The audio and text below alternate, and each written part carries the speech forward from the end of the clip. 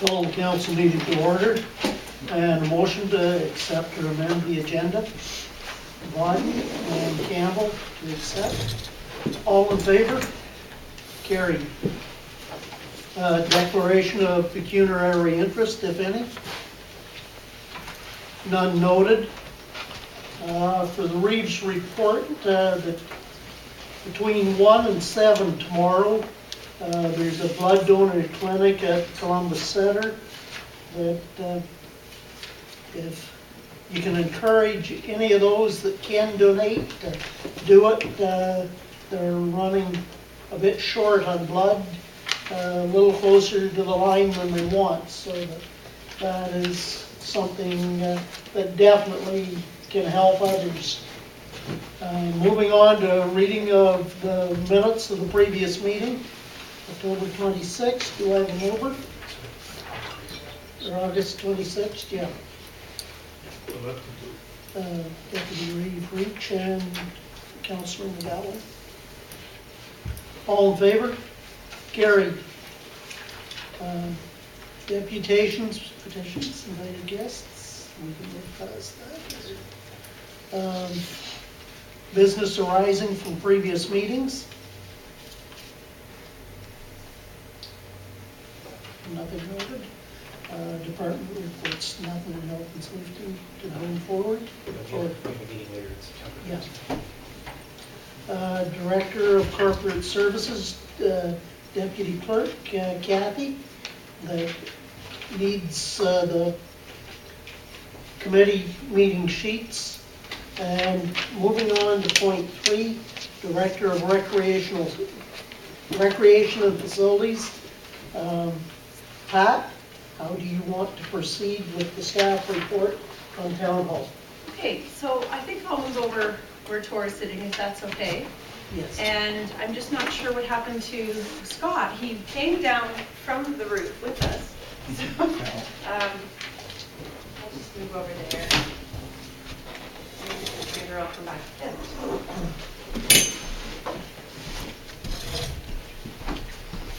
In your package, there's a report on the Town Hall, and it's a brief summary of the costs associated with the structural repair that we discovered during our work up on the building.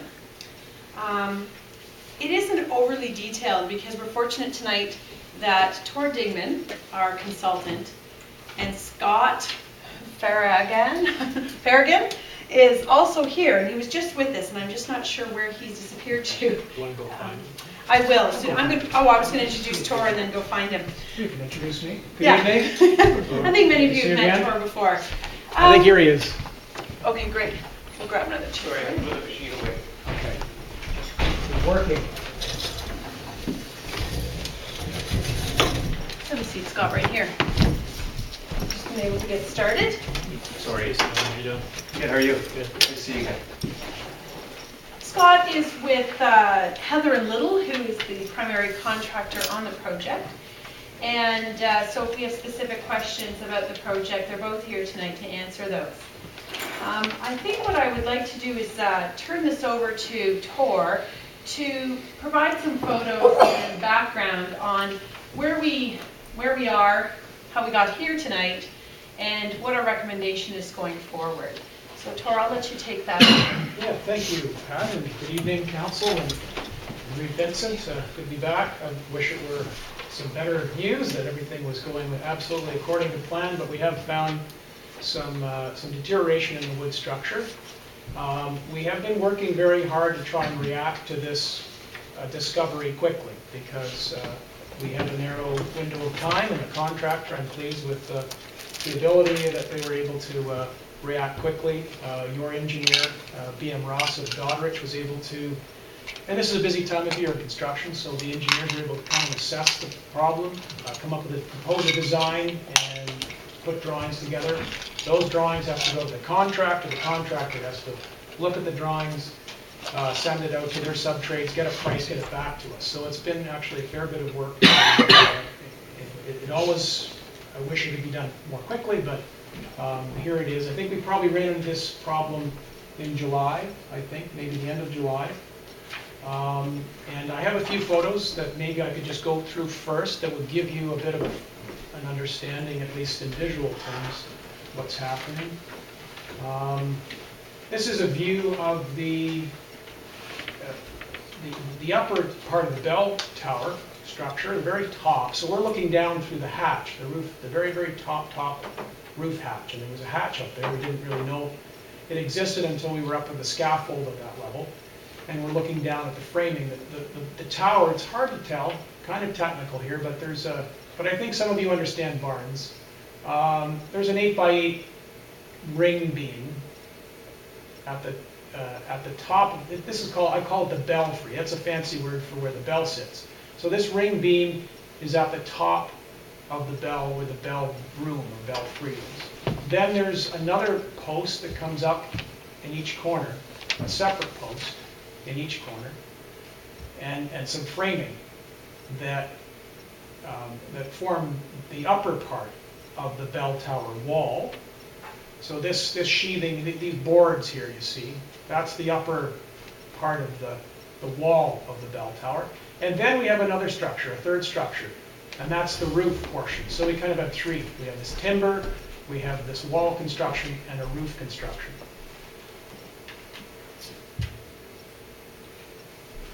And looking in most of it, some of it looks good. Some of the members, we can tell, have been subject to some stress and cracking, not quite sure what the story is, but not liking everything we are seeing from the very top looking down. Some of the joints in the framing, over time, have let go, as you can tell here. So probably at one time that was a tight joint, nailed, and with movement and lateral loads due to wind, we're assuming the structure is loosened up a bit. Another example. This again gives a view of the timber beam and the timber columns that go right down through, down to the attic level. Light framing part of the walls, and then the upper part of the structure. Now I'm going to go back to our first discovery, which was again, I think late July, and the contractor was beginning to do the woodwork and the wood repair, and it just illustrates some of the rock that we found. This is the two windows in the bell tower. There was a mullion, they call it, between these two openings, and when they were poking around this area out here, they found it was a little punky to start in here. And it appears that the last time this was painted, a lot of these elements had maybe some sort of a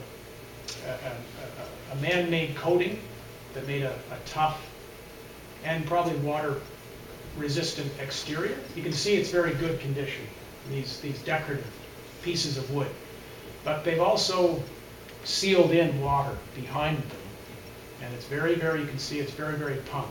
In this particular case, this little notch here, it seems like water's kind of funneled in through the decorative elements, got behind here, and gotten down into this secondary piece of structural framing. Just so we're clear, Thor, this is the south side of the belfry, right? This is one, the south side. Thank you for that clarification. And this is kind of what we found once we got into it. I gave it a bit of a push, and we could tell it had no structural integrity, really. It was in fact the screen guards that were applied to stop people from birds getting in or people falling out that were attached to that piece. And actually, it's a good thing no one pushed on it too hard, because they would have gone right through. Going just back to this. This is, we brought some props for you.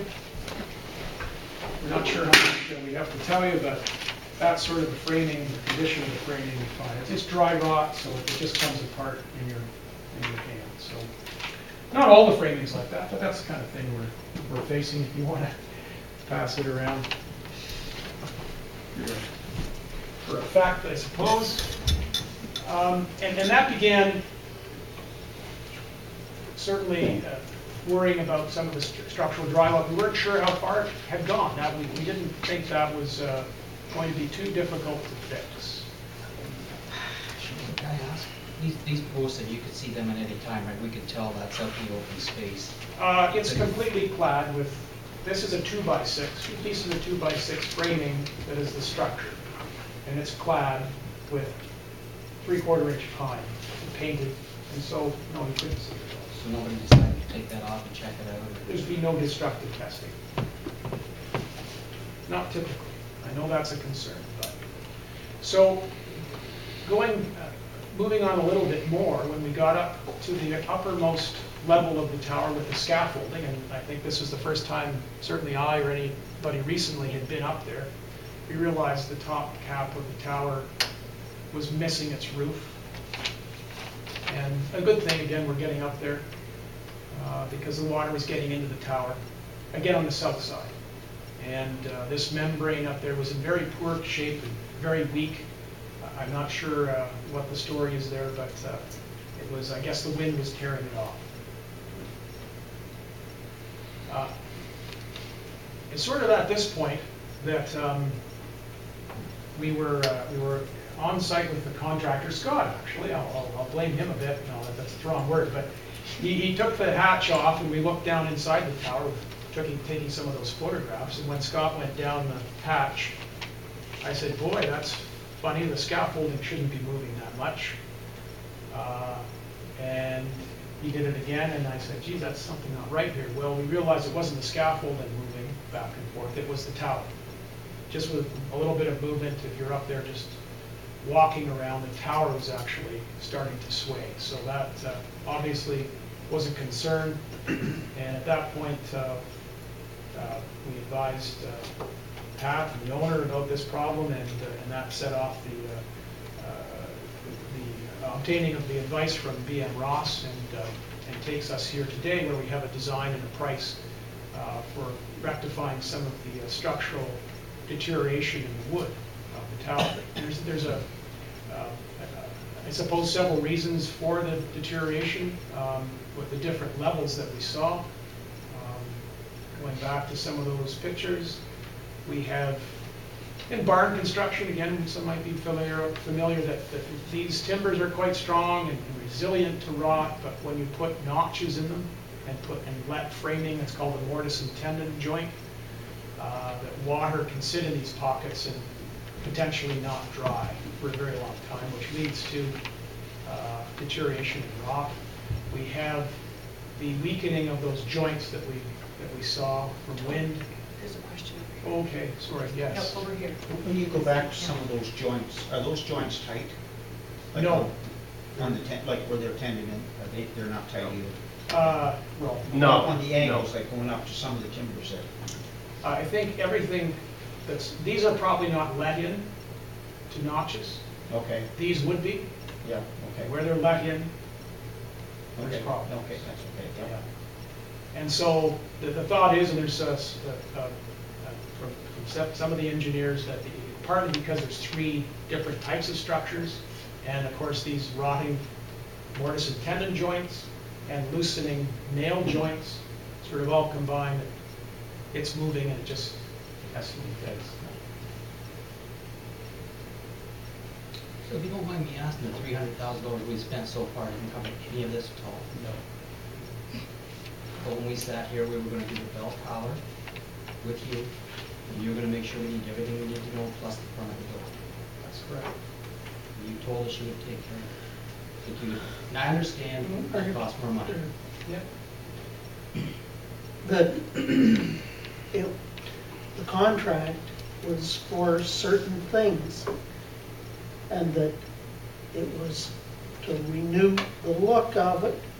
We didn't realize the structural points because we didn't have them uncovered, and that a whole bunch of times you have to take the cladding off before you see what the structure's like, so that if you can just let them continue, please. I'll see if I'm through all these photographs. I might actually be through. So I think actually I have concluded my slides there, but if there's some that you want to see again, be happy to show them.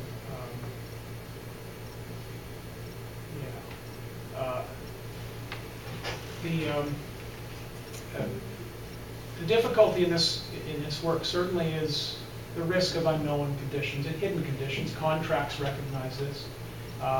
It would be my opinion, certainly, that if there's concerns that the contract does speak about hidden conditions, it's standard contract, CCDC2, the contractor cannot be expected to know about hidden conditions. And when we review these buildings, we can only go as far as we're allowed to in our investigation. So in effect, it's a balance between discovering some of these conditions through investigations that take place during the work. And unfortunately, it's maybe not perfect, but you have to balance that off with the inefficiency of doing a full-scale investigation with scaffolding and contractors and not doing any work, but just merely looking at what needs to be done, if you follow me. So we're up there with the scaffolding. The first time we were able to get on the cap of the bell tower was when we had scaffolding that was already paid for. So the job, in effect, is a process. And these kind of structural conditions are probably not, they probably have been happening for over some time. And I think in Scott's words, I'm paraphrasing, I should let him talk. I like what Scott said. You caught this in the nick of time. For better, for worse, it shouldn't have gone on too much longer. So I think I'm very reassured that we wouldn't have wanted to leave the structure like it was with a coat of paint on it for another 5 years. That might have been a bad outcome. Okay. So did you want to speak to then the proposed fix, or maybe that would be more for Scott to discuss some of what the proposal, what the additional funds would entail? Okay, hello everybody. I honestly believe if the arches were closed, they were clad with glass or boarded up, that entire structure would now be on the street or on the roof. It's that bad. So what we propose to do is to remove all rotten wood. Anything that's punky, even partially punky, is gone. Fix the woodwork completely. Introduce an internal structural steel that's going to tie the 3 different levels together like Tor showed you in his pictures. And I agree with him. All this lateral movement from the wind, twisting and swaying of the tower has pulled everything free. So it's all got to be refastened. Obviously you can see the nails have pulled away so far that they're not even in the wood anymore. So basically what we want to do is tie the 3 structures together with steel and then cable them together, and over time we can tighten them. So it all has to be done evenly too. It can't just do one side then the other side. It's got to be done all in one, more or less. Man on the left, man on the right. Thread at a time, each corner. Basically, that's right. So yeah, that's what we want to do. We want to tie all the structures back together again, cable them together, and bolt it through, like right through from the cladding that you see outside. And now that we're painting everything, really it won't be seen from the street. So it'll be an invisible fix from the street. The high roof was part of the original contract. We've torn that off. And those pictures that Tor showed you with the cladding on the roof, we didn't pull that off. That's as found condition. So now that wood has already been repaired, which led us to look deeper what damage came from that wood being punky, and it's all gone down through. Now you've got a brand new copper roof on top. So that's going to stop the water. So we're going to introduce steel work beneath the belfry floor, up the corner columns, in the archways where he showed you the 2 pieces, the 2 men holding the wood back together in place. That's going to be all new wood, 6x6s, so it's actually going to be stronger than original. and that we're gonna tie steel rods up inside. It's gonna be all invisible from the street. And in the future, if you come back and check periodically, periodically 2 or 3 years, you can tell if everything's loose or tight, and it can also be tightened down better. Because we're introducing new lumber, everything's not purely dry. The kiln dried wood is still wet to a certain point. So in the future, you can come back and tell if it's moved, tightened, or started to loosen off again. It's a good fix in my eyes. And honestly, it's a beautiful tower, and I think it's well worth fixing. Is this the way Vern suggested to do this? Or This is Ross? what's Yes. being shown to you Yes. right now is BM Ross's design drawing Okay. that the contractor has been issued as a contemplated change order. So they've responded with a fixed price to do this work. And and this will, your building inspector will issue a permit for this work. So this drawing's an invaluable bit of information. Kind of hard to read, it's a lot going on there, but as Scott said, there's the tension rods, they're in there somewhere, and each ring beam is going to be reinforced with we call it a C channel, because it looks like a C sideways. So we bolted through on the inside, so there'll be a ring of steel on each of these bands of 8x8 timbers. And the tie rods are going to be connected to those rings and anchored at the tops and anchored way down at the bottom. And this would be the attic level here, the attic level of the auditorium. So it's quite a tall building. It's a very big auditorium, as you know, and then this would be, this distance here is the attic above the auditorium. And I think it seems to be a very good solution. Again, they did it quite quickly, and we're pleased at least we're able to come here today with a question to you, and Pat's got that question, but we're looking for approval to proceed with this repair. Can I just ask a couple more Yep. questions? On your original schematic you gave us, it says confirm condition dimensions and spacing of existing belfry floor joists. You recommend replacing and fixing everything but that, and you suggest to look at it. Is it common practice to accept a $300,000 bid, then after look at that and add $65,000 to it? 60,000, whatever it is? That's clearly stated there to look at. Did that not have been looked at before bids were sent out, and then each person could bid on that too? I just find it hard to Councilor, understand. My understanding from the independent engineer that we contacted, BM Ross, said that there would have been no way to have known this had we not put up an additional $30,000 worth of scaffold. And I think if I recall from what he said from his letter was that we'd still be in the same boat. Just later. It just would have been prolonged. I talked to, I believe it was Shirley that did the actual pictures and everything from that company today. Sharon. Sharon, At BM Ross? Yeah, and she told me she went down in through the cubby hole and did all that, and it's clearly stated here about the excess hatch where you get into it. She said they dropped down to the 15-foot level, took these pictures which you guys are using. Not to get into an argument, I've had enough arguments.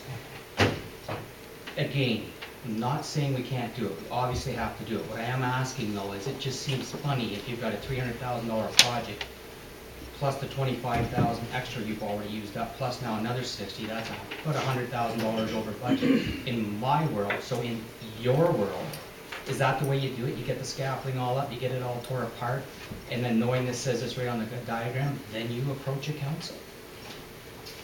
Well, I have to say, in my experience, heritage work does require a commitment that you're going to find some hidden conditions. That was well put, that to fully do an exhaustive investigation costs money and takes time, and often doesn't fit within the criteria of the owner's budget. I.e., if you're going to do $30,000 worth of investigation, how does that get funded? If it's going to be done with grants, it has to be tendered. Yeah, that is one possible aspect that makes it difficult to do that.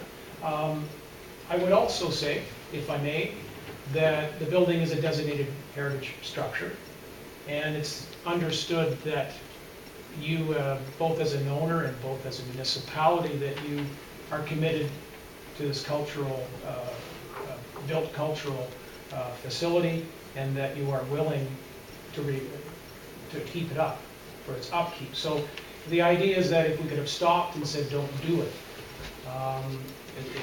I guess that, that could be another discussion, but what would have to happen is, I think, a serious discussion about the commitment of heritage preservation, and that probably would precede any decision for capital funds to be put, or maintenance funds to be put aside for something that you're not sure you want. I just want to follow up with one statement on that. I agree with what you say. It's hard to have the $30,000 up front and have to do it properly. I think it's a lot harder to come up with $65,000 or $70,000 later. This is kind of into the wind, and again, I don't know about heritage buildings, but I just want to make that point that now we've got to come up with $60,000 too, and I think it would have been easier to go to the public and say X amount of money, we've got everything covered. Just so when you guys are moving forward on the next project, I really don't want a $100,000 mistake. Can I jump in 1 second? Absolutely, Scott. What you were asking, she took those photos, like you mentioned, from beneath, from the attic looking up. Now, if you look up 40 feet, you see the bottom of all those floor joists, right? You've got a 2,000-pound bell sitting on top of the floor joist. So we look up in the bottom, obviously it's dark. It's going to be darkened wood. It's going to be cobweb. Yep. What do you know what's going on above? When we rip the floor off beneath that bell, the bottom 2 inches that you're looking at look great. All rot is starting at the top. It's not rotting from the bottom up. So even if somebody put a ladder up inside and wanted to go up and touch the wood, you still would not have a true answer. You need to remove the metal, lift the bell, expose the top side of those joists. That is impossible to, how would you ever know? You can complete guesswork. So we need to remove the plywood, the 2 layers of metal roofing that's up there, lift the bell right off the floor. To get the bell off the floor, we have to replace the joists which are being replaced above, just to get the 2,000-pound bell off the floor. So realistically, how would you possibly know until you did all that work? These are the things that we find, like discovery things, right? So, It's fine. Archie? I was just going to say, my recollection too as well, when Tor came to us, I'm not happy about additional costs either, but I kind of had a sense that this was likely coming in one way or another. We were going to find things. And, my recollection when Tor set aside contingency monies of, I think, 25. And I can remember clearly Tor saying, look, this is the price, but once we start peeling stuff apart, we don't know when we could find surprises, discoveries, as Scott so nicely put it. Yeah. So, I've gone up, I've seen it. I don't see a way that Scott was nice enough to give me a tour the one day at the top, and I don't see how they could have caught this without going through, peeling that whole floor up, and which I think actually us finding it the way we did, although we don't like it, I think it saved us money, because if we had paid to put $30,000 worth of scaffolding up, I don't know what it would have cost to pull up that floor. right. There was no way you could tell about the movement in the bell tower until you got up higher, because you wouldn't have the leverage to push it. And No. there is literally between 6 and 8 inches of sway in that. Yeah. You can lean on it and it's moving. So, the question to Scott is too, and maybe Tor, how many years do you think until a disaster would have occurred? And we might have had a serious windstorm and it might have come off the building. God knows what then. So I think it's actually a positive that it's been caught. I don't like the price. Which I know Tor is quite keenly aware of. When we did our first meetings, we pressed him very, very hard to try to get as firm a numbers as we could. But here we are.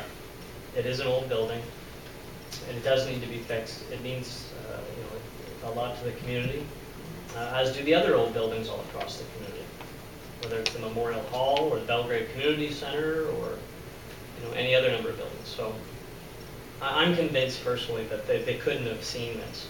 Even the 1 million Scott showed me, the one that the water got into in the south end, until you got the scaffolding up, I don't think you could have even really told. You just couldn't how bad it really was. Deputy Reed.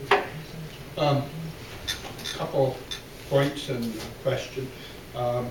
In old barn construction, and I'm a little bit familiar with some of that, they always move in the wind.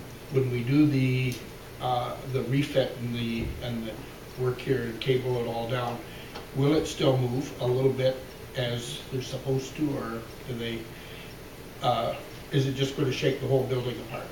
No, no, like the CN Tower, it's built this way. Yes. If you build a solid structure, no, that's why I was saying before, in the future, the way they're gonna cable tie it all together, they're fully adjustable. Okay. So if we make it too tight or too loose, we can now monitor the whole system.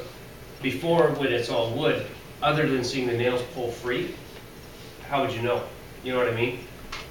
So the system that they're actually talking about implementing here, we can control the amount. Okay. You know what I mean? Mhm. And like I said before, we're going to replace all the bad wood first, and that will be a good sign. Is this working? Do we need to tighten? Do we need to loosen? Okay. So it's going to show the stress. And then, just to finish off, in my life, I've worked on 4 different old houses and restored them, and I've never ceased to be amazed at what you find when you start ripping things apart. And it's always a surprise, and it's never cheap. So I guess seeing this, I'm not surprised. And I'm not surprised it's not cheap. And I also know that it has to be fixed, or we're going to have the bell tower sitting on Bernie's truck. Yeah. Well, maybe when I rip the floor up, we'll find a big box of gold coins. I'll be very happy. Well, if you find any sunrise milk bottles, I'd like. Yeah. Archie, did you have a Just- further How comment? does this work? Because I've read the report with the cement grouting that you're going to do in the cavities. I just wondered if you could explain a little bit about that. So, because we're talking about the give and the take of the building, that there'll still be some sway in it to obviously go with the wind. But how does that work with the cement grout that you're going to pour in the cavities? Those are just meant to fill any voids, because when we squeeze things back together with the through bolting and the plating, There may be some. if there's like, say, a horseshoe missing out of, let's say you have a 2x4 and half of it's missing, and then you clamp on both sides, it's got no strength. You really wasted your time. When you add that shrink-free grout, which never shrinks, it completely encapsulates that and gives you something to squeeze. Okay. So it's going to have its full strength back again. Okay, now I understand. Okay. Okay, to add there, concrete is strong in compression, so the wood around it acts in tension. So it's really kind of somewhat giving the timber some of its integrity back just by filling that void.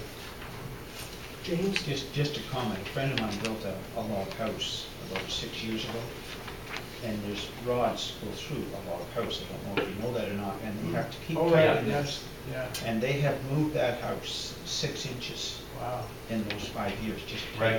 tightening it up. So I understand what you're talking about. So yeah, like I said, in 2 years, Yeah. you guys go up there, you can give it a little twist, but it's got to be all done I'll equally. do that. And that's a brand new building. Yeah, That's exactly, not an exactly. old building trying to pull it back. That's the moisture trying to leave, right? Everything's Yeah. trying to shrink and everything's trying to Yeah. be compressed, pushed, and pulled, so, Yeah. yeah. It works. It does. Well, it's Yeah. proven a theory, you beautiful- know, a lot it's of a cabins, beautiful some of them are house. still up there. Yeah. Pat? Sorry, were there any more questions? I was going to just move on to the getting I- a motion on the table. I was going to make the comment that seeing the roof, seeing from the pictures how some of the water had mitigated down into pockets, that I'm just very glad that we finally got around to not taking it out of the budget this year to do something, and that we're actually getting it capped, because the thing that I've always been told is you've got to keep a roof on a building, and that we weren't. We're paying for the damage for not having done it maybe 2, 3, or 4 years ago. And I think the costs are reasonable in today's climate for getting this done. So I'm strongly in favor of getting it done, having something that's going to last, and we know that it's structurally sound, although we have to keep checking on it. That's right, and it's beautiful. It's a beautiful tower. I'm not on the tools anymore, but when I came here to look at this job, I insisted that I did it. It's my kind of work and I love it, and it's a gorgeous tower. It's gonna look brand new when we're done. Well, Dan will, Brittany, here it is. I was gonna just segue to that. So what I'm gonna do maybe in a future meeting is just earlier, provide some photos. We were just up there. The entire roof is covered now in copper. I wish all of you, I know Archie's been up there, before they take some of the scaffolding down, could see it. It's beautiful, except the birds keep pooping on it. And other than that, these were the cedar shakes that were on the tower, and this is a sampling of what's on there now. And they've done the roof on the bell tower piece, and it just looks pristine and brand new. And then they've used copper on the corners to finish those pieces off, to make sure that nothing leaks in the corners. The parts that are done, I think are gonna, when you see it, when we finally take the scaffolding and the green wrap off, will be impressive, will be the project we anticipated, will be the finished downtown streetscape that we all anticipated and hoped for. So I just wanted to let everyone know, somebody who was up there on a regular basis, I can see the progress coming to finish. We're down to picking our exact paint colors and getting this project moving before our paint deadline is here. Dave? What kind of condition have we got on the dormer windows across the front, on the tops of them and so on? Are they still pretty good, or how are they looking? The outermost trim piece, the fella that put the last metal capping on didn't remove the original metal capping. They just completely went over the old one. Oh. And they put the metal over the outer edges, and they put a nail 3/4 of an inch apart all the way around.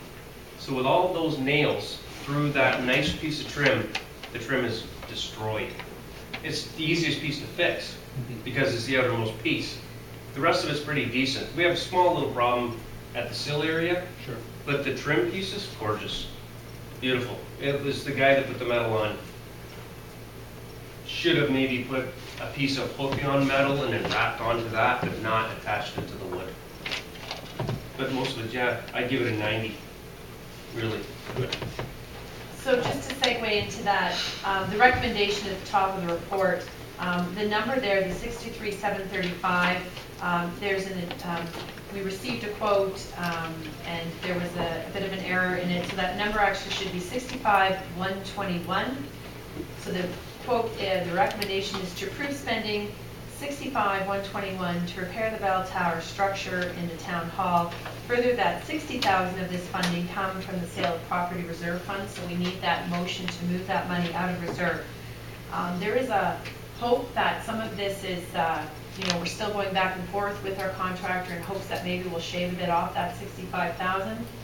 And we were up there talking about some of those options today.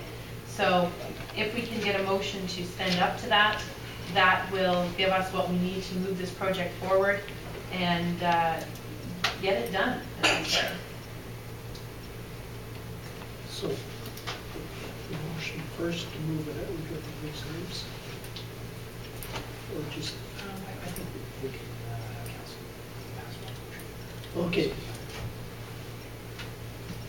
Okay, do we have a motion to move, or to be able to use up to $65,121? Moved by Councillor McGowan, seconded by Deputy Reeve Reach. Any discussion? All in favor? Carried. Thank you very much. Thank you, Council and Mayor. Dave? Thank you for your time, gentlemen, ladies. Councillor McGowan? Just one question to be bring on. Obviously, this won't affect the taxes. Coming out of reserves, but we will need the plans to get next year furnishing that. What would you do about is that? That's what I thought. I thought I'd ask that question.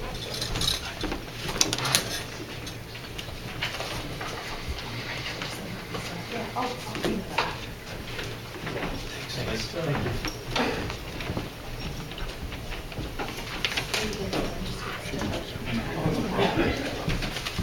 Moving to point 4, the Director of Public Works. Joe? Council left my recommendation in front of them. They are.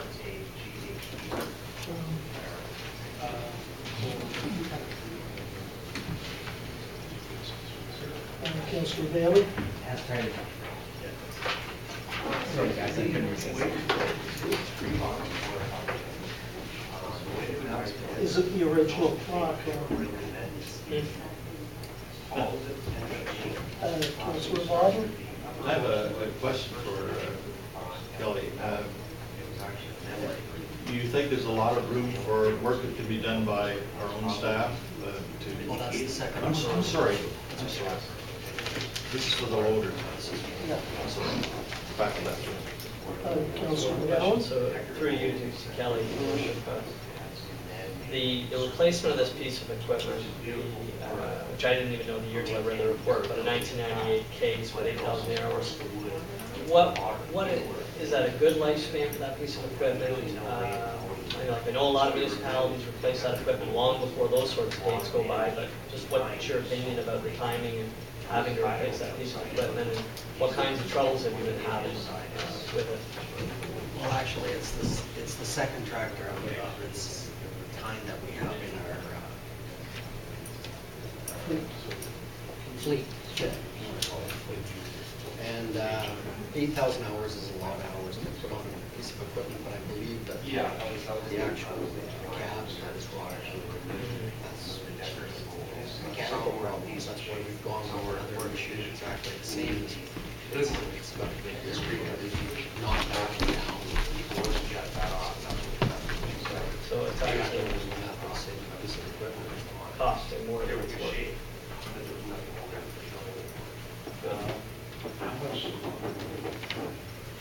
I'll move that recommendation. Seconded by Councilor Campbell. Any further discussion? All in favor of the motion? Carried. Okay, thank you, Kelly. So I guess you can read the background on the kit that we have had since 1983, 84.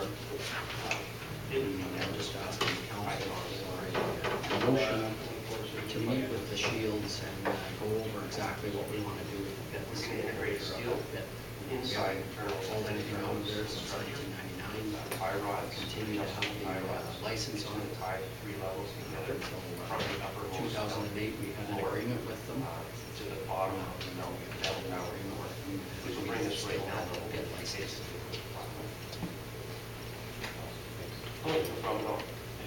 Just a question, if we close this pit off, where will we get the gravel from? Okay, sure. That's for the gravel, so we don't come to gravel in North End? No. No? No. They pulled any gravel out of this since 1998 or so. We haven't taken any gravel out of I'm this. gonna call my office, send this tomorrow. Yeah, no, but If I may, most of the gravel for the north end of the township is get out of the pit beside where I live for the last 10 years. So many years, the last 3 weeks. See, I've been here for the last 5 weeks. I went back to the last week because I'm trying to start a bunch of other stuff. Go ahead with the contacting the Shields. Councilor Bailey seconded. Okay, any further discussion? All in favor? Carried. Okay. Moving to new business, point 1, the Wingham Regional Alum and Midget Silver Stick Tournament requests for ads for the program booklet.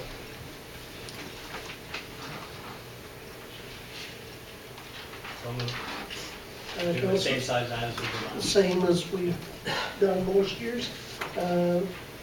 Okay, Councillor Bailey seconding, Councillor McGowan made it. Any discussion? All in favor? Just a comment. Thank you to all the volunteers in the community that do the work to make those tournaments work.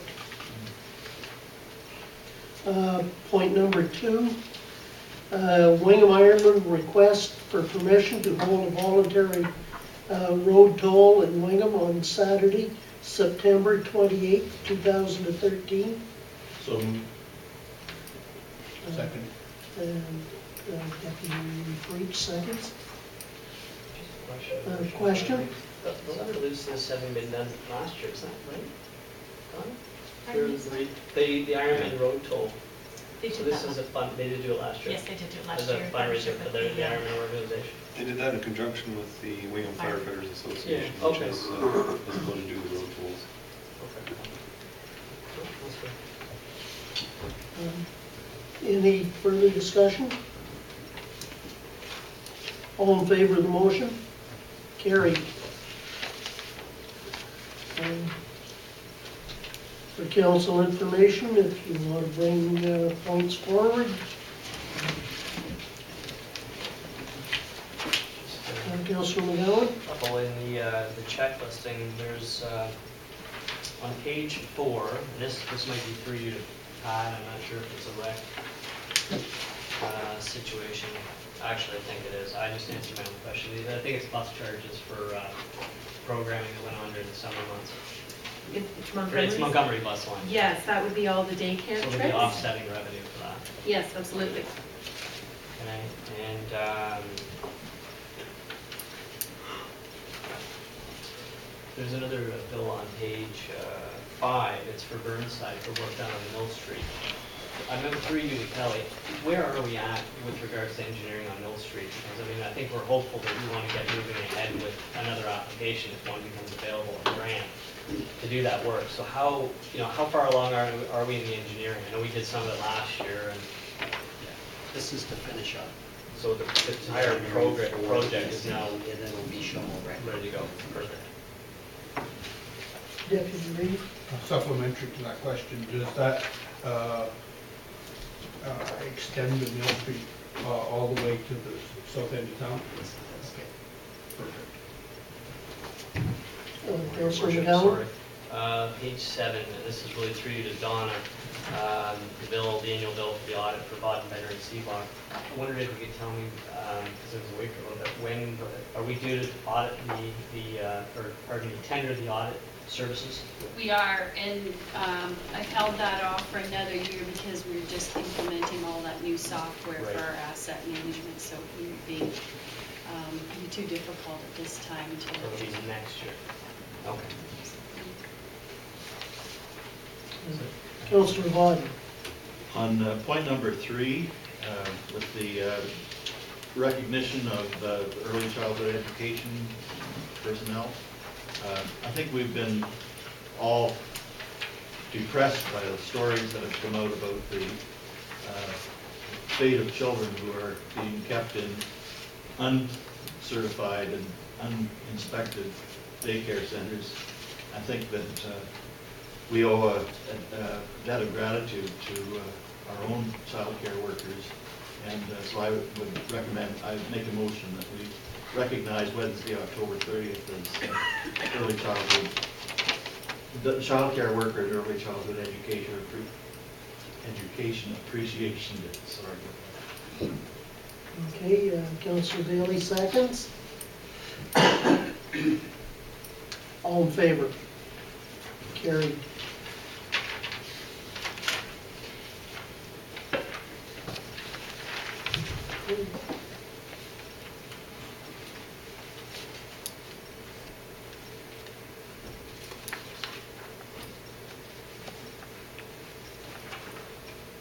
If there's nothing else to be brought forward, motion to order, receive, order, and file.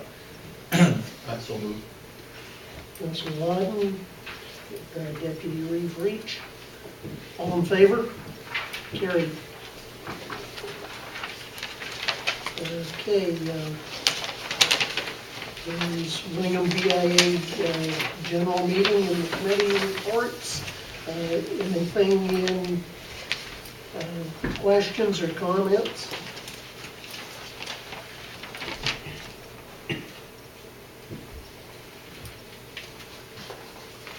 Okay. I move that we read, order, and file those communications.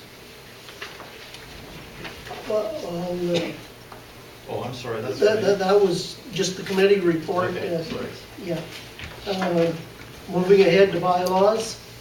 Bylaw number 58, 2013, being a bylaw to authorize the Region Clerk to sign on behalf of council an agreement with the County of Bruce for child care services. First, second, and third. Councillor Campbell, Deputy Reeve Breach. Any discussion? All in favor? Carried. Okay, bylaw number 59, 2013, being a bylaw to amend bylaw number 39, 2012, a bylaw to provide for the regulation and control of traffic on the highways of the township of North Huron. Councillor McGowan and Councillor Bailey. Any discussion? Yeah, under Schedule L, where we've added Wellington Street and Queen Street to Gypsy Lane, I wonder if we should add County Road 25 to Wellington Street or Queen Street as a community safety zone along Gypsy Lane, because that goes along the Ball Diamonds, the Threshers Park, and also the Lions Children Playground on Gypsy Lane.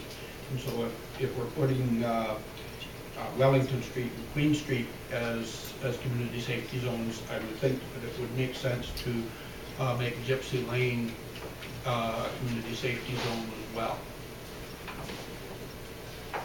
Okay. Councillor Bailey? Is this the same street Councillor Hall handled last Yes. Yes. So I think that makes sense, and I would agree with that as the move. Okay. meeting? The mover and seconder are agreeable? Yep.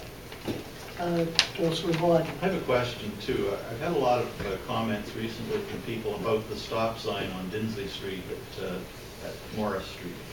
A lot of people seem to think it's superfluous, and especially the people who are living in the area, they object to having to stop there. And I'm just wondering if we could review the reasoning for putting that stop sign in and reassess that situation, in view of the fact that so many people are objecting to it. Okay, Deputy Reeve? The reason that stop sign was put in, if we go back, is because people drive fast down Dinsley Street and it slows traffic down. I realize that. So I it's still want to look at whether it's valid or not. stop sign as a calming feature, what a novel idea. Yes. So that we're not doing anything with it, with the bylaw at this time. Calling the question on the bylaw, all those in favor? Carried. Moving to council reports and inquiries. Deputy Reeve? Okay, everyone was handed the Alice Munro Writers and Readers Festival invitations and awards evening gala, as well as the program for the Alice Munro Writers and Readers Festival, September 28th. And I would encourage everyone to attend it, or try to attend it. It's a good social event, and this year there were 111 entries into the Alice Munro Writers Festival, which is up by almost double to what we had last year, and represents, I believe, every province of Canada now. and also some from England, and I believe one from France. So it's planning, appears to be and will be a good event, and should be very interesting. Thank you. Figure I'm trying to be there. Other comments or questions?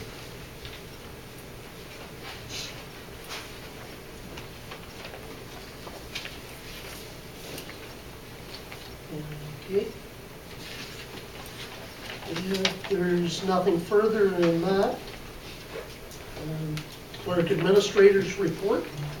Thank you, Reeve. Just to note that with respect to Huron Geomatics and the campaign 1419 project, we will be bringing the report forward at the September 16th council meeting. We were hoping to bring that forward tonight, but we need to get some more information from Huron Geomatics, the campaign committee, and we also want to talk to our team as well, just to get some more information so that we're in a position to answer your questions on the 16th. So that's for the next council meeting. Also wanted to note that I will be sending a contract proposal to my counterpart in Central Huron for a long-term fire agreement between the two municipalities. I believe the council has seen the details of that long-term contract proposal, which was based on a budget review that we completed last fall and formed the basis of the contract proposal that was sent to Morris Turnberry, and as we know, they have since agreed to a 5-year term. So that information will be sent to my counterpart at Central Huron. I know our Director of Fire Emergency Services will also be sending information to Central Huron tomorrow. That will be part of their committee of the whole meeting on September 10th. So it is our hope that Central Huron Council will review our contract proposal at that meeting, so we should know something by the next council meeting. Also, I received an invitation from Alice McDowell, the principal of the new Maitland River Elementary School in Wingham, and she has invited council on a tour of the new school, and that has been scheduled for Monday, September 16th at 6 p.m., which would be prior to the council meeting starting at 7. Also, a reminder that we have a meeting with Wingham business leaders on Tuesday night, next Tuesday night, the 10th, at 7 p.m., and that's at the Columbus Center. It will be similar to the format for the meeting we had with Blythe business leaders in early July. The senior management team will provide brief presentations on projects and initiatives that are specific to Wingham, and then there will be an opportunity for questions and comments from business leaders. Just a reminder that the Europarts grand opening in Belgrade is Friday at 10 o'clock. The Huron-Tel grand opening is this Saturday at 11 o'clock in Wingham. And I should note that flower arrangements have been sent to both companies, or will be sent to both companies for their celebrations, but I know that they would also appreciate having council representation there as well. I also wanted to share my time with our Director of Fire and Emergency Services. Thank you. Council, you've got the report for the month of August, and in front of you, folks in the gallery will leave some on the table there. Just a few things of note. We're rolling on with our Alarm for Life smoke alarm campaign, and I think it's important to note that this campaign is possible because A, the firefighters are eager and actually quite willing to do it.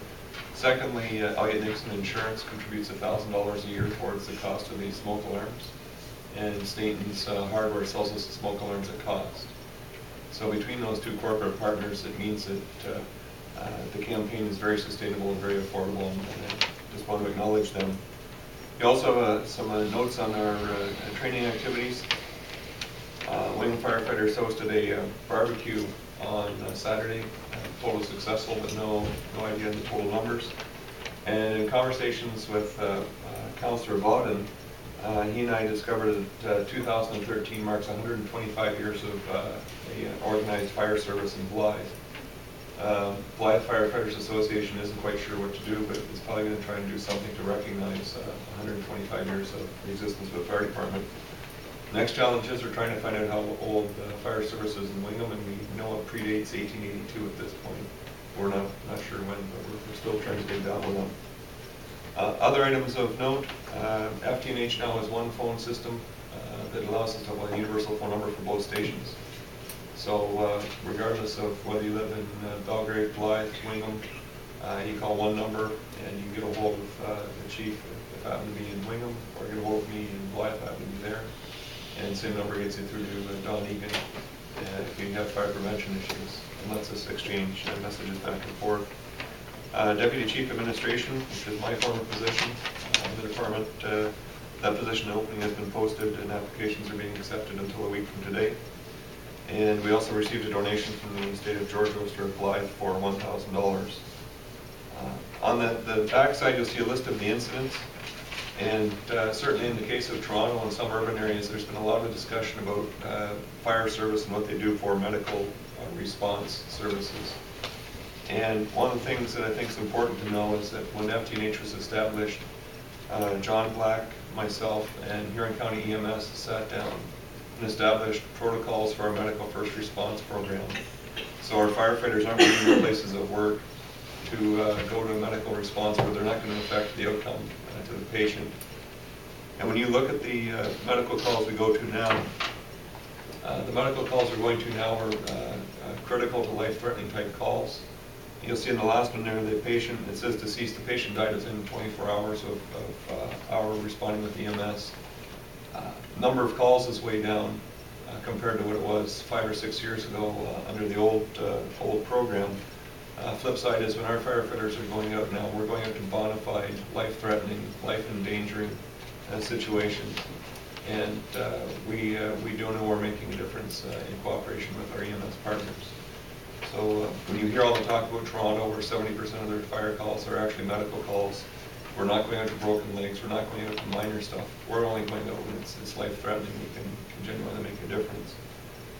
And also noticed the fact that 2 structure fires in the month of August, both of which the structures were saved and both are being repaired and renovated back into service, which is a tribute to our firefighters. And furthermore, as a chief, it's really a pleasure to say that both those scenes are managed by captains.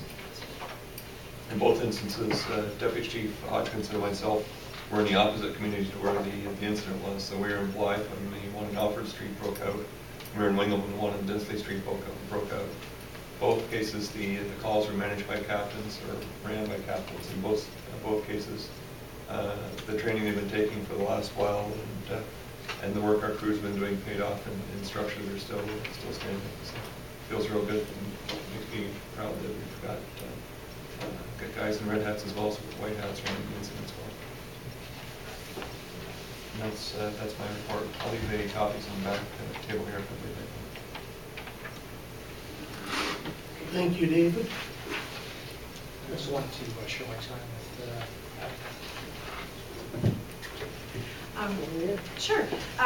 The Township of North Huron has an Energy and Environment Committee, and the initiative that we have been participating in for the past, I think it's going to be 5 years now, is the municipal planting program. So this is an opportunity where residents can get a tree from the municipality to plant on their property in an effort to sort of reforest the area to make up for all the trees we may or may not cut down due to some hydro lines or things like that. So it's that time of year again when we put the order in, and so we really can't wait until budget time to get this approval. And so we're looking to put the tree order in. It comes out of council contingency, or does it now come out of energy and environment? So we now have an energy and environment budget line, and I'm just looking for council's approval to rerun that program again in 2014. The budget is $3,000, and that's for approximately 140 trees. And last year, we worked together, our departments and with administration, and we had 100% uptake on those trees, and they've all been out in the community. Councillor Lawton. I would move that. And Councillor McGowan seconds. Any discussion? All in favor? Carried.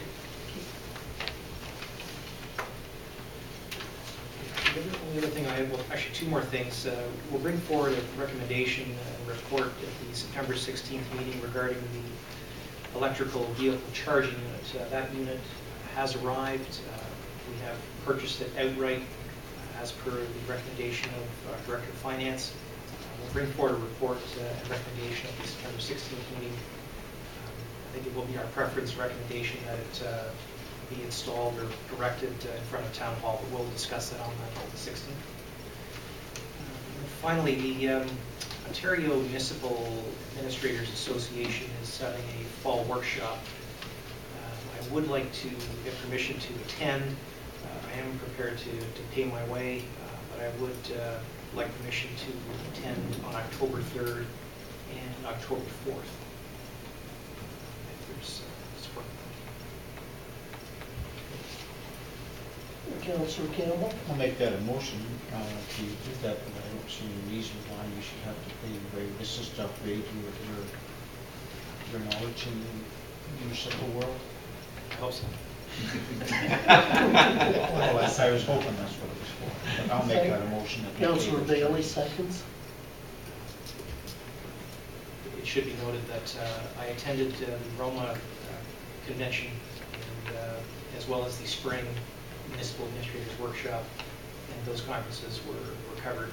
My expenses were covered. And I certainly appreciate that, but I think I've exceeded the policy that we have for staff conferences. So I appreciate your generosity, but I just want to comply with their policies as well. So I am prepared to pay them away. It's what is council's choice.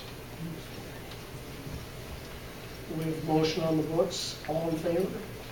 Carried.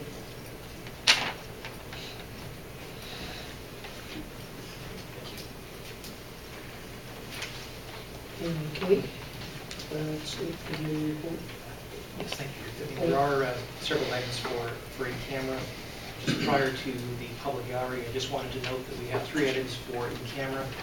Security of the property of the municipality, specifically fire contract negotiations.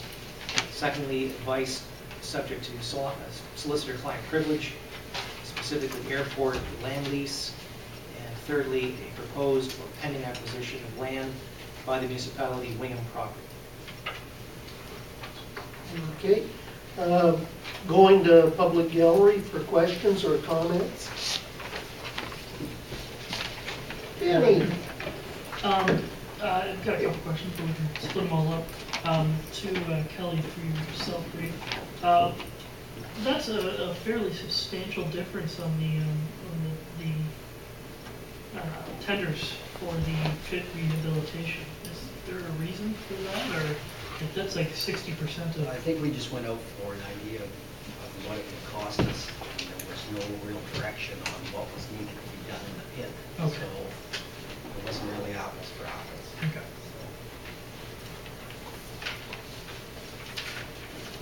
Okay. Other questions? Sorry, Trevor?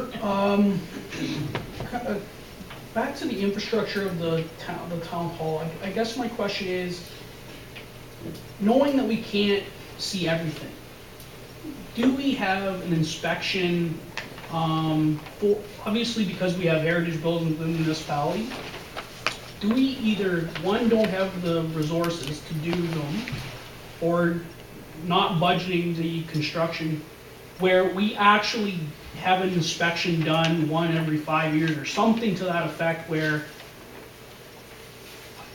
I'm just assuming that some of those pictures, if that inspection, some of those inspections were done, we wouldn't be in the position where we are today.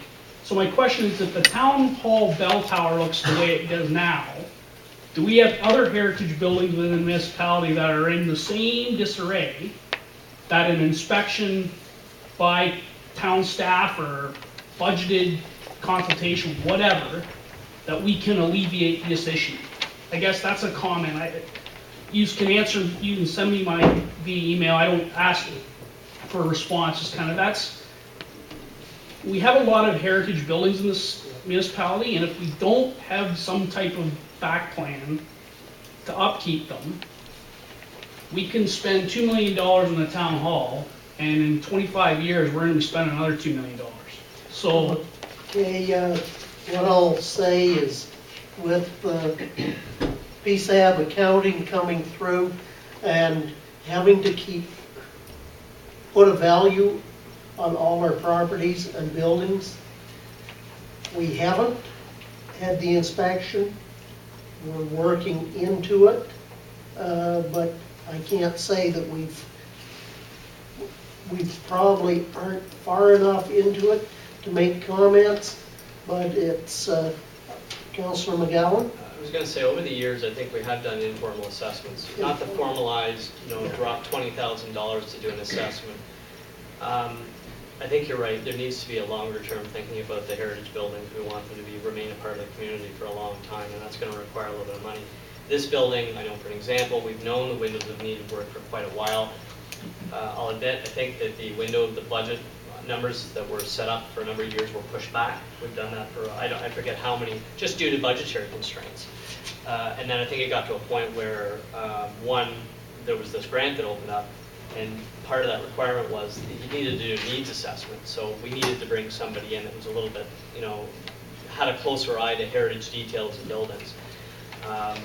I know a number of years ago, we had John Rutledge looking at a number of the buildings, whether it was the library or the museum. And so, I think we've done some informally over the years, particularly when we did the post office roof, or the museum roof. I think we had some assessment done at that point. Does there need to be a more formalized system? Sure there does, because we need to be able to budget for these things. It's still tight, but at least then we'd know what we were dealing with. And dealing with the roof that went on to the library, that basically we've tried to look at roofs. We just didn't get high enough to see what the top of this one was like at the time. And it's something through the accounting procedures that were being put through. More work will have to be done, and it'll have to be somewhat more formalized in what we do. yeah, We're working into it. And that's where my kind of back where Archie was saying is that if it's something's formalized, at least then every 5 or 10 years you come back and say, oh, we did this 10 years ago, maybe we need to budget it again. As opposed to the, oh crap, the water's coming in the roof, now what do we do? And we haven't looked at it for 15 years. That's all my comment was.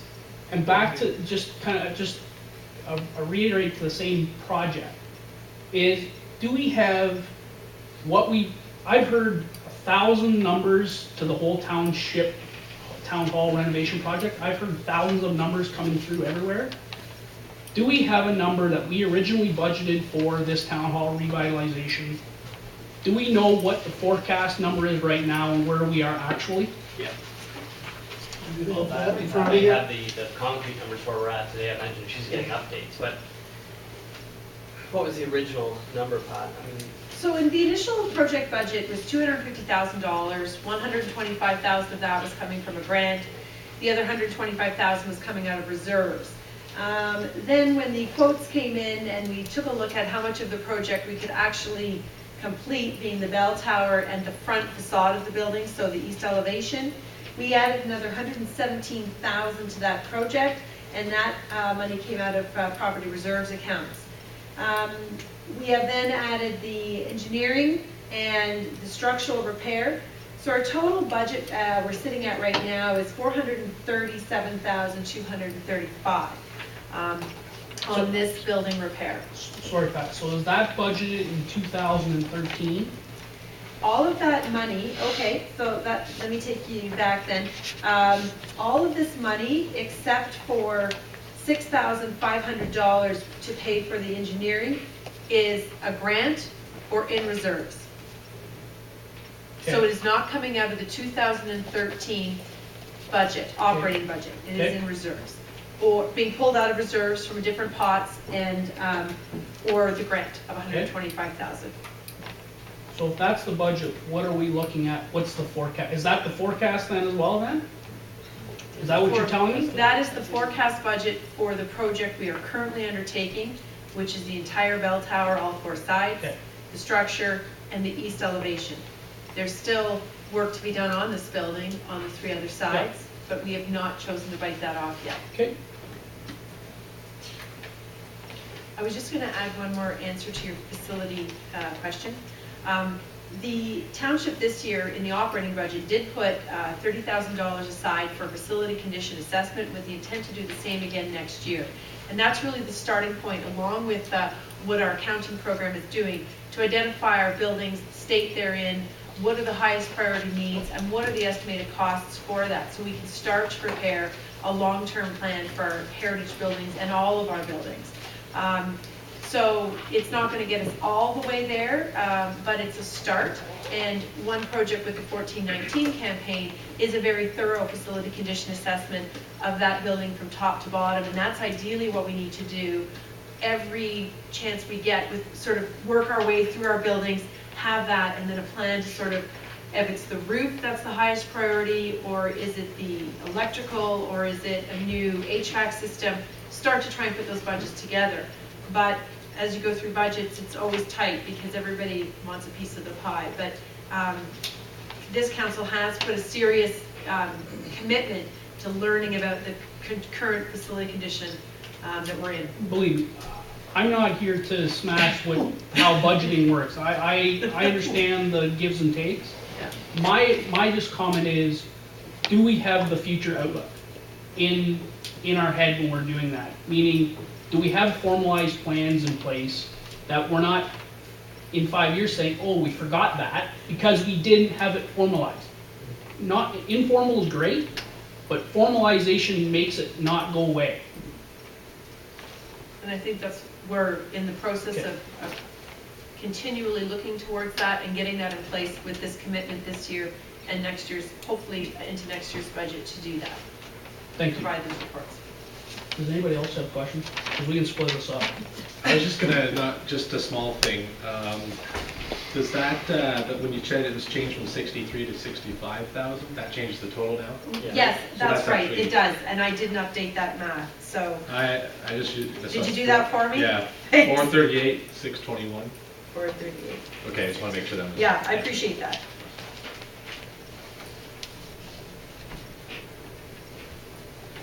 Danny? Couple things. The vehicle charger.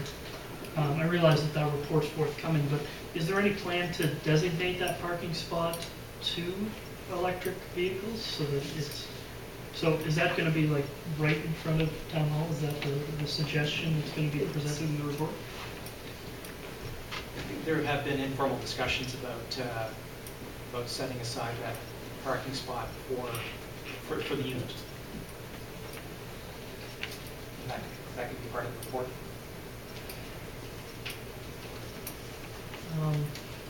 This is going a bit back, but I seem to recall when I started in Blythe, one of the very first meetings, council discussed a boom truck that was being not liquidated, for lack of a better term, sold. Is that? Am I remembering that believe correctly? you were maybe talking about a ladder truck. No, it wasn't a ladder truck. This was. Oh, okay. Blythe Public Works then, okay. So I was forgetting about that. That's okay. I'm just wondering, would that have fit in to this, this evaluating buildings, the building assessment? Would that have prevented any of this, being able to use that to see this kind of stuff? Or? Didn't have near the reach for this building. Okay.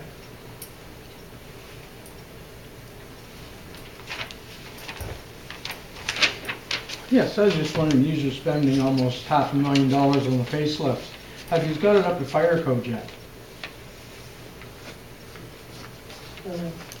Sure, there are multiple parts to that answer. Part of the answer is the use of the facility has to be restricted so it can stay within parameters of the fire code. Second part is that some of the construction is going to solve the fire code issues that couldn't be solved without construction. And the third part is that some of the fire code stuff has been already resolved. So it's a three-parter. One part is that some of it is just by changing facility use. Second part is the renovations fix some of it. Third part is that the remainder of the stuff has already been looked after. Yeah, okay, because I was wondering how you get insurance on a building that's not up to fire. That's a very valid question. Trevor? Yes, Deputy, through you to Kelly, is there any trade-in on that loader that you're actually replacing? Yeah. So- Actually, there's a county sale that's coming up. Also, you're just gonna sell it outright, you're not actually gonna trade it in on this particular? No. There was no trade-in value. No trade-in value? This- Yeah. Before we purchased this one, they didn't want it. They didn't want it? The bottom's rotten there, they don't want it? That, I believe, is the September 28th. Those that want it. And I think my next question is kind of back to what my comment to Gary last meeting about how does a pit go this long, not being utilized, and us paying $8,000 a year on licensing? The way I read it in your license fees paid, since it was open. So what is the licensing fee annually? $400. Okay. So I guess this is back to my... If we don't remove any gravel out of it, if we were to take gravel out, then you pay more for the permit.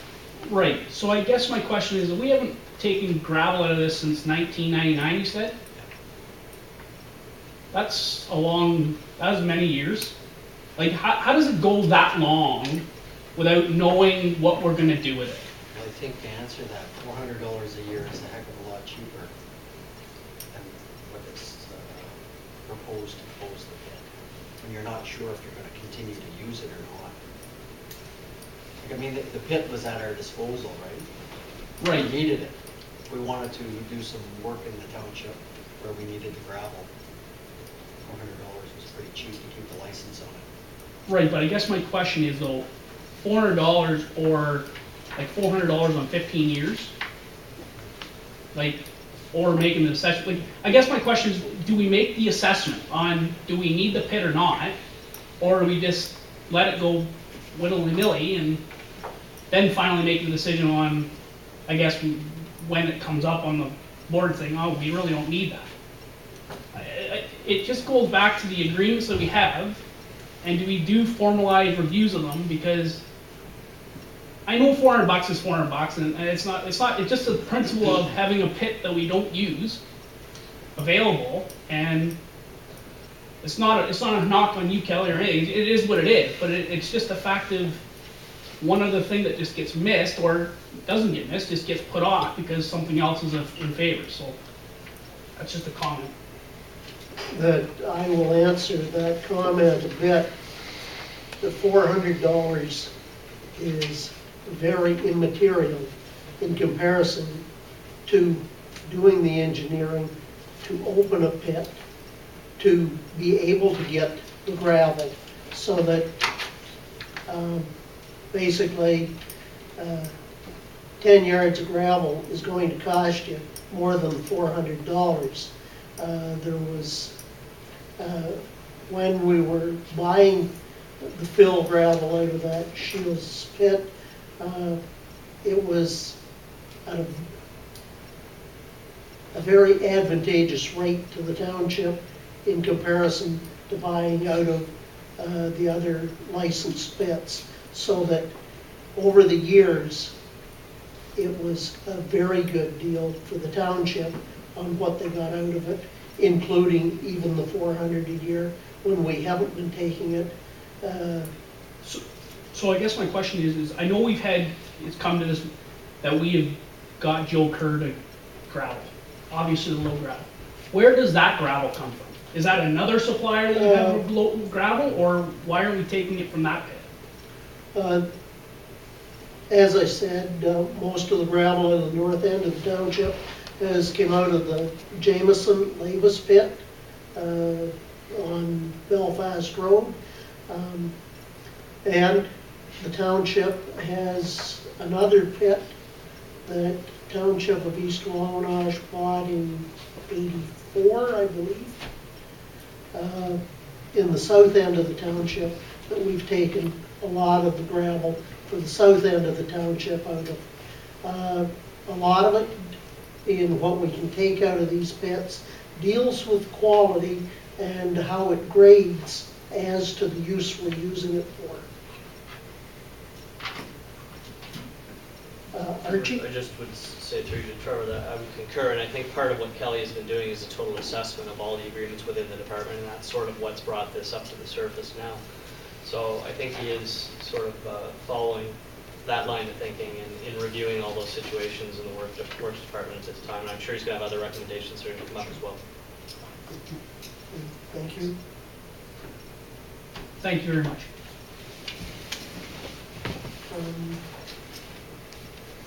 Anything else in the gallery? Okay. In camera session. Do I have a motion to go in camera? Walden and Campbell, all in favor? Carried. Short recess.